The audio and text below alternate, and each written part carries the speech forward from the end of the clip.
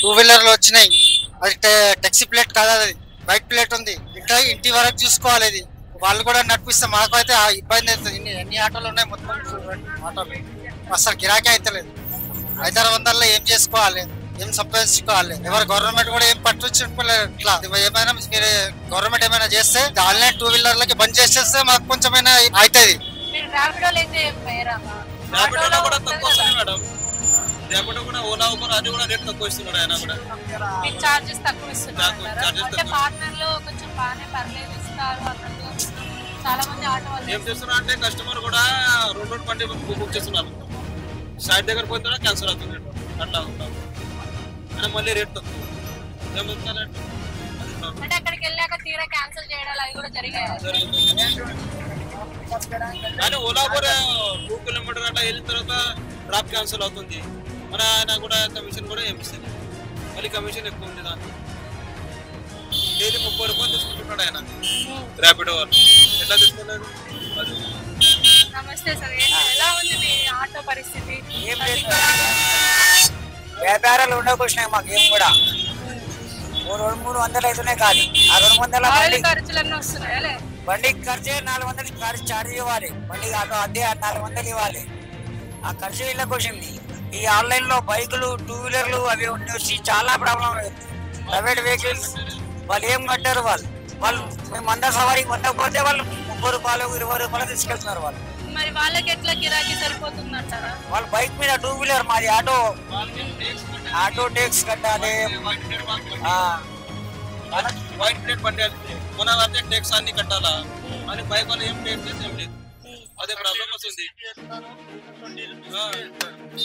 మాది ఏడా ఉంటది పడతలు, అంత పడతలు పడదు. మా ఓన్లీ బైక్ వాళ్ళకి టైం పాస్ కి నడుపుతున్నారు. వాళ్ళు యాక్చువల్లీ నడపాలని కాదు. వాళ్ళు ఎల్లో వైట్ ప్లేట్ వాళ్ళు యంగ్ పోరలు ఉన్నారు. ఇంకా ఏంటంటే మా బస్సులు ఫ్రీ చేసిండు గవర్నమెంట్, సీఎం గవర్నమెంట్ బస్సులు ఫ్రీ చేసిండు. అది ఒకటి ఆన్లైన్ బిజినెస్, అది ఒకటి. అది ఏదైనా ఒకటి పని చేయాలి కదా. అక్కడ బస్సులు ఫ్రీ, ఇక్కడ బైకులో ట్రాఫిక్ కొడితే టాక్సీ ఆటోలు ఎందుకు? మాది టాక్సీ ఆటో పెట్టడం ఎందుకు? చాలా డబ్బు. డైలీ 1000 రూపాయలు సంపాదిస్తుంటే మేము ఇప్పుడు 300 సంపాదించాలి కదా. ఇప్పుడు పైసలు ఇంట్లో ఇవ్వకపోతే బైక్ వేసుకొని 2 ట్రిప్పులు కొట్టుకొని వస్తున్నారు. వాళ్ళకి ఒక 500 వస్తే చాలు. వాళ్ళ ఆరోగ్యం చెడిపోతుందని ఇంటి వాళ్ళకి తెలియస్తలేదు కదా. అంటే వాళ్ళు బైక్ ఎట్లా బైక్ ఉంటది యంగ్ పోరన్ దగ్గర, అదే ర్యాపిడోలో కొట్టుకుంటున్నాడు వైట్ బండి. మరి వాడు సాయంత్రం పోగానే వయసులు బారుల దగ్గర కూర్చుంటారు, అదే కొట్లాటలు నడుస్తూ ఉంటాయి. అంటే చెడిపోతున్నారని ఆలోచిస్తలేరు. మాకు ప్రాబ్లం అవుతుంది, వాళ్ళకి ప్రాబ్లం అవుతుంది. అది అడిగేటోళ్ళు లేరు. ఇక ఆటోలు ఎవరి పాటు చూసుకుంటాడు. ఎవరి పరిస్థితి వానికే ఉంటది. ఇప్పుడు నా పరిస్థితి పక్కోడు అయితే తెలియదు కదా.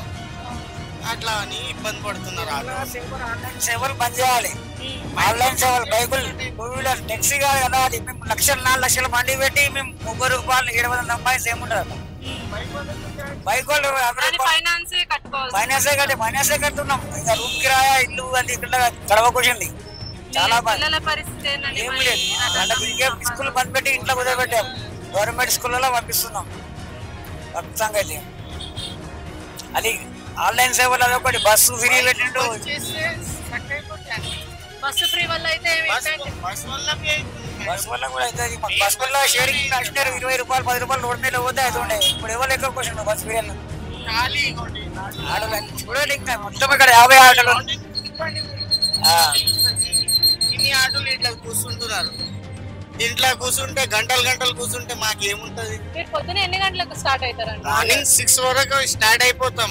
ఆ ట్రాఫిక్ లో 2 గంటలు వెళ్ళిపోతే ఒక ట్రిప్ కానీ మళ్ళీ వచ్చే వరకు మధ్యాహ్నం అయిపోతుంది.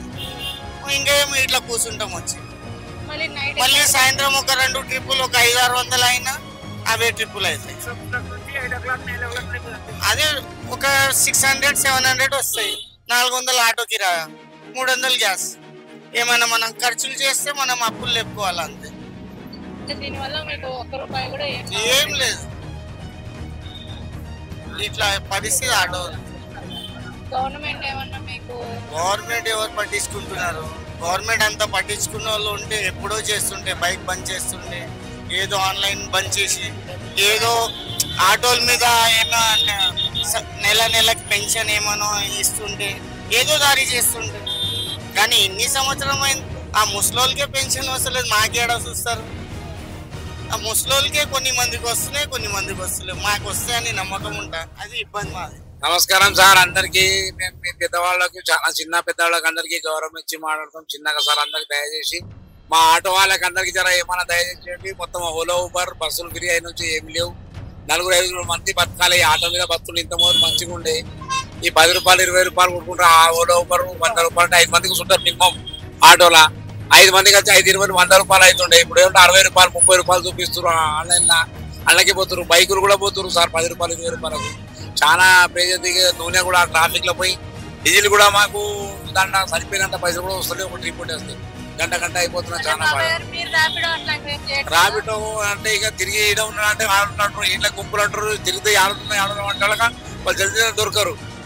తిరిగి అసలు ఈడుందామంటాం, ఆడినామంటారు తిరిగి అసలు వచ్చి తిరుగుట్లోనే ఆ 10-20 రూపాయల డీజిల్ ఈయనే అయిపోతున్నాయి. ట్రాఫిక్ లో పోయి ఇరుకబడుతున్నాం. మళ్ళీ ఆ ఒక్కరికి ఇడిచిపెట్టి మళ్ళీ అక్కడికి వచ్చేప్పుడు ట్రాఫిక్ లోకి అది మళ్ళీ గిరాకీ పడది తొందరగా. మనం ఏదైతే పోతున్నాం వాళ్ళ పాయింట్ పోరే వరకు 60 రూపాయలు 50 రూపాయలు పోయినా పోతే మళ్ళీ వచ్చేటప్పుడు గిరాకీ పడదు.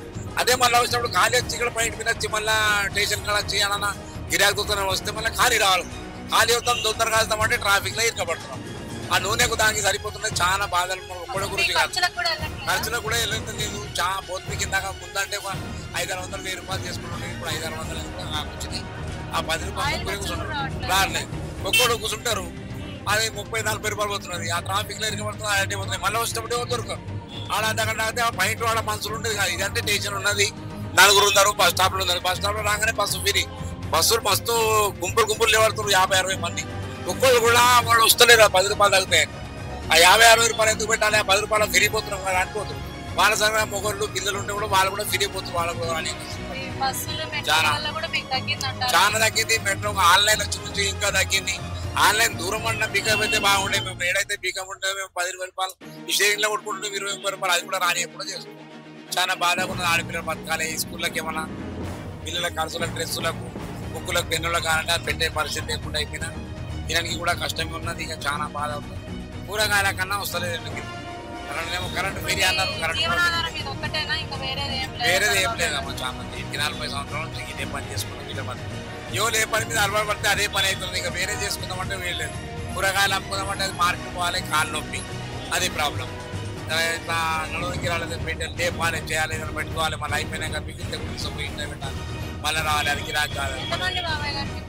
మా బిజినెస్ 4 చెల్లెళ్ళు, 2 బాబులు, ఒక భార్య, అమ్మ, నాయన, 4 తమ్ముళ్ళు. వీళ్ళకందరికి అమ్మ నాయన చనిపోయారు. ఇక ఈ ఆటో మీదనే బతకాలి. వాళ్ళు ఏమైనా చిన్న పనులు ఏమైనా చేస్తారు ఇలా ఇళ్ళల్లో మా వాడు ఆడు అట్లా. అది బాధ. ఇక ఏమైనా చేస్తుంది అకౌంట్ అలా నెలకన్నా పైసలు ఇస్తుండే ఆయన. దేవుడు ఇచ్చుంటే కూడా జగన్నాన్న ఇట్లా పైసలు ఇస్తుంది. 8వ తరగతి ఒకడు, 9వ తరగతి ఒకడు. చిన్నగా ఉన్నారు బాబు. అట్లా చదువులకు కూడా ఇక అట్లా రావట్లేదు. ఎప్పటికీ బుక్కులు అంటాడు, పేదలు అంటాడు,